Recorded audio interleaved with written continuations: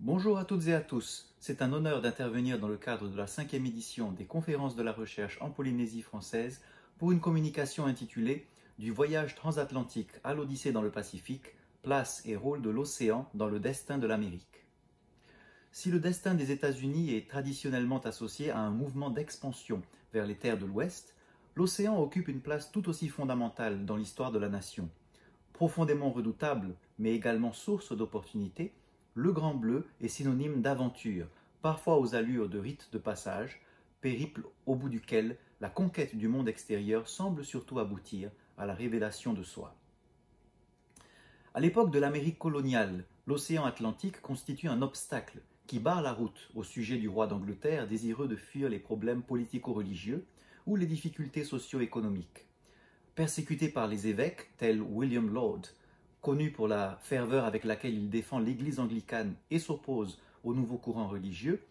les puritains fuient la Grande-Bretagne.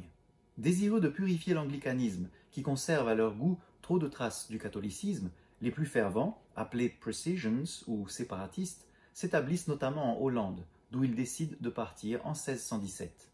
C'est ainsi qu'en 1620, un navire bien connu, le Mayflower, quitte Londres avec une centaine de passagers à son bord en direction de la Virginie pour y fonder une communauté où pourra s'opérer le processus de renaissance qui a motivé le franchissement du redoutable océan. Un autre navire, moins connu, le Speedwell, quitte également Londres avec le Mayflower, mais l'équipage se voit contraint de faire demi-tour en raison d'une fuite d'eau. Cet exemple permet d'illustrer le type d'obstacles auxquels doivent faire face celles et ceux qui désirent traverser l'Atlantique afin de changer de vie et démarrer une nouvelle existence, loin du vice et de la corruption de la vieille Europe. Au tournant des XVIIIe et XIXe siècles, la théocratie puritaine, dont l'hystérie collective de la chasse aux sorcières à Salem en 1692 avait déjà sonné le glas, a disparu, et les anciennes colonies, fraîchement affranchies du joug de la couronne britannique, ont ratifié non sans difficulté les articles de confédération. Cette unité, durement acquise, doit être préservée à tout prix, pensent les fédéralistes, opposant à un mouvement expansionniste qu'ils jugent prématuré et potentiellement destructeur, car susceptible de provoquer l'éclatement de la nation entre États de l'Est et communautés de l'Ouest. Au contraire, les républicains menés par Thomas Jefferson croient en un avenir basé sur le déploiement d'un réseau commercial en direction de la côte pacifique, ne serait-ce que pour tourner définitivement le dos à l'Europe et plus particulièrement à l'Angleterre.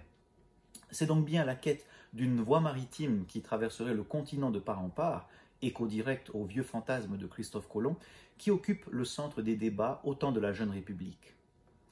Commandité par Jefferson, l'expédition menée par ses hommes de confiance, Meriwether Lewis et William Clark, se lance en 1804 dans une épopée transcontinentale en quête du légendaire passage du Nord-Ouest. Mais outre l'objectif du voyage, l'aventure elle-même prend des allures de parcours initiatique et permet à la troupe d'explorateurs, dans laquelle se mêlent francophones, soldats américains, amérindiens et même l'esclave noir de Clark, de former un groupe multiculturel soudé par l'extrême difficulté du voyage au bout de la wilderness, dans un cadre naturel dont la beauté n'a d'égal que l'hostilité.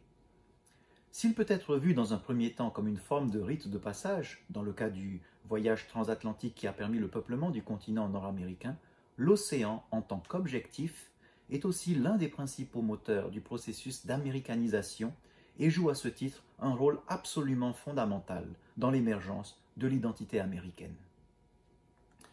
Définie comme une ligne mouvante qui progresse vers l'ouest, la frontière est déclarée close par Frederick Jackson Turner dans un colloque d'historiens à Chicago en 1893. Cette même année, un écrivain américain du nom de Henry Adams, qui n'est autre que le petit-fils et l'arrière-petit-fils de deux présidents des États-Unis, publie un ouvrage qui prend sa source au cœur de l'océan, Les Mémoires de Harry Tay May, censé relater la vie d'une chefesse tahitienne à la tête du clan des Teva, le plus puissant du Tahiti pré-européen. Car, à l'instar d'autres intellectuels de l'époque, à la recherche du bon sauvage et désireux de se ressourcer au sein de sociétés dites primitives, Adams s'est lancé dans un périple qui l'a mené jusqu'au cœur du Pacifique. Encore traumatisé par le récent suicide de son épouse et la perte de sa sœur, décédée du tétanos 15 ans plus tôt, il part à l'aventure dans les mers du Sud pour échapper à lui-même, d'autant qu'il se sent en décalage par rapport aux visées impérialistes d'une Amérique de l'après-guerre civile qui n'a, pense-t-il, aucune utilité d'un personnage de son type. Le 30 août 1890, il débarque à Hawaï, territoire déjà défiguré par son entrée récente dans la modernité depuis la signature en 1875 d'un traité de réciprocité avec les États-Unis qui avait préparé l'annexion de l'archipel. Dans la capitale, le nouveau mode économique bouleverse la vie autochtone et pousse Adams à se rendre sur la grande île de Hawaï, où il admire la beauté hostile des vastes paysages de lave. Dans ce cadre géologique primordial, il se dérobe ainsi à l'histoire, hors du temps, au beau milieu du vaste océan. Mais occidentalisé à l'extrême, Hawaï n'est plus à la hauteur de l'image véhiculée par les récits de voyage qui l'ont fait rêver. Le moment du départ est venu, il regrette de ne pas avoir pu connaître le visage authentique de cette société du Pacifique, mais, plein d'optimisme, préfère la voir comme un agréable hors-d'œuvre au banquet polynésien qui l'attend au bout du Grand Bleu.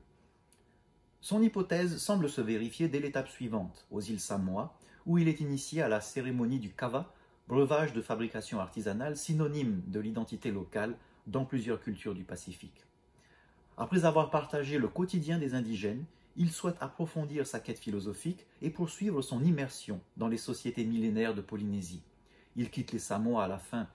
du mois de janvier 1891 et arrive à Papeete en début février, où il est reçu par les notables de la ville, comme le consul américain William Doty ou son prédécesseur Dorrance Atwater. Ce dernier les installe près de la maison d'une grande famille de l'île, la famille Salmon. Il y fait notamment la connaissance de Maraut Aroa, la dernière reine de Tahiti. Mais c'est surtout la rencontre avec la mère de celle-ci qui bouleversera l'écrivain. Descendante du côté de son père du clan des Teva, le plus puissant du Tahiti pré-européen, elle a également hérité de tous les droits et pouvoirs de sa mère, fille unique du plus grand chef de l'île voisine de Moorea. Adoptée par la veuve du roi Pomaré II, elle a grandi aux côtés de Eimata, qui n'est autre que la future reine Pomaré IV. À Papara, il passe plusieurs jours à écouter la grande chefesse lui dévoiler les secrets du Tahiti d'autrefois. Par rapport au départ de Papeete le 4 juin 1891, le dynaste bostonien écrira « La seule chose qui m'importait, c'était de quitter la chère vieille dame. Elle m'embrassa sur les deux joues, elle nous fit un petit discours si sincère et si plein de dignité que, bien qu'elle l'eût prononcé en sa langue natale et que je n'en comprisse pas un mot, je perdis tout à fait le contrôle de moi-même. » Cette confidence de l'aristocrate permet de mesurer à quel point il est bouleversé par la noble indigène à l'occasion de cette rencontre, point culminant de ce qui mériterait d'être qualifié de parcours initiatique dans les mers du Sud, au cœur du grand océan. Ainsi, si elle se distingue sensiblement des voyages de découverte menés par les pionniers de la conquête de l'Ouest du XIXe siècle, l'Odyssée des écrivains américains qui, vers la fin du siècle, souhaitent se ressourcer au sein de sociétés primitives, s'inscrit symboliquement dans la trajectoire de leurs prédécesseurs. Si le destin des îles est bien évidemment lié à l'océan et au rapport que les populations insulaires entretiennent avec lui, le Grand Bleu joue un rôle tout aussi fondamental dans la destinée de l'Amérique, du franchissement de l'Atlantique, à l'époque des premières théocraties puritaines, jusqu'à l'exploration du Pacifique.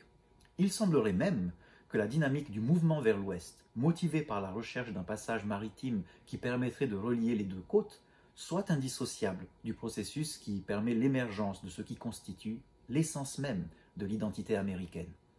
Les thèses de Hector St. John de Crèvecoeur, qui avait avancé dans ses lettres d'un cultivateur américain que la progression d'est en ouest du modèle de la civilisation blanche était géographiquement visible, paraissent donc directement liées à la quête d'une voie fluviale transcontinentale qui mènerait jusqu'à l'océan. Ce schéma, emprunté à Crèvecoeur par Jefferson, qui l'étend à l'ensemble du territoire, paraît trouver un prolongement naturel dans les aventures jusqu'aux confins du Pacifique des intellectuels américains en quête d'exotisme ou de valeurs de substitution après la fermeture de la frontière. Si les océans Atlantique et Pacifique, qui renvoient aux deux grandes périodes que sont l'Amérique puritaine et celle de l'idéal expansionniste, encadrent en quelque sorte l'histoire des États-Unis d'un point de vue temporel, ils illustrent tous deux l'importance et le rôle de l'océan dans le destin des États-Unis. Si le Grand Bleu entoure le continent nord-américain sur le plan géographique, il demeure en réalité au cœur des préoccupations de la jeune République. De manière plus globale, il occupe une place tout aussi fondamentale au cœur du destin de l'humanité. Je vous remercie.